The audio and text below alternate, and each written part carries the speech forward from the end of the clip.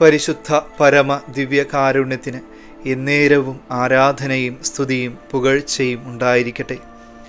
വിശുദ്ധ പൗലോസ് അപ്പോസ്തലൻ കൊറിന്തോസ്യർക്ക് എഴുതിയ 2-ാം ലേഖനം 4-ാം അധ്യായം 7-ാം തിരുവചനം.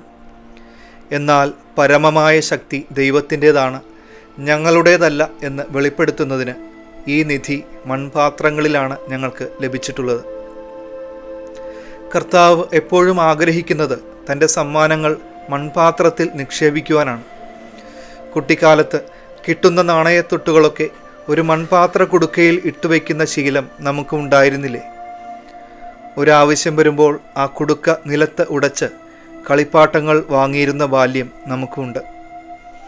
ഇതുപോലെ വിലപിടിപ്പുള്ള പലതും മൺപാത്രങ്ങളിൽ ഇടുവാനാണ് കർത്താവ് ആഗ്രഹിക്കുന്നത്. എപ്പോൾ വേണമെങ്കിലും ഉടഞ്ഞു പോകാവുന്ന ഒരു മൺപാത്രമാണ് നമ്മുടെ ജീവിതവും.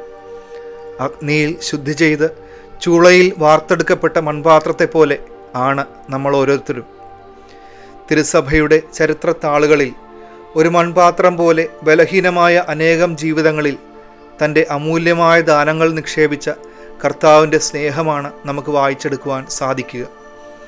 ഇന്ന് ദിവ്യകാരുണ്യ സന്നിധിയിൽ ആയിരിക്കുമ്പോൾ കുറവുകളും പോരായ്മകളും നിറഞ്ഞ നമ്മുടെ ജീവിതങ്ങളെ ഈശോയ്ക്ക് നൽകാം. ഒരു നിമിഷം കൊണ്ട് ഉടഞ്ഞു തീരുവാൻ സാധ്യതയുള്ള നമ്മുടെ ജീവിതങ്ങളെ എത്ര കരുതലോടെയാണ് കർത്താവ് പരിപാലിക്കുന്നത്. ആ കരങ്ങളിലേക്ക് നമ്മുടെ ജീവിതത്തിൻ്റെ എല്ലാ പ്രതിസന്ധികളെയും പ്രശ്നങ്ങളെയും നമുക്ക് കൈമാറാം. നമ്മൾ കടന്നുപോകുന്ന എല്ലാ തടസ്സ മേഖലകളിലും കർത്താവിൻ്റെ ശക്തമായ കരം പ്രവർത്തിക്കട്ടെ. ഈ തിരുവചനം കേൾക്കുന്നവരുടെ ജീവിതങ്ങളിൽ ഈശോയുടെ സ്നേഹം നിറയട്ടെ. സർവശക്തനായ ദൈവം, പിതാവും പുത്രനും പരിശുദ്ധാത്മാവും നിങ്ങളെ സമൃദ്ധമായി അനുഗ്രഹിക്കട്ടെ.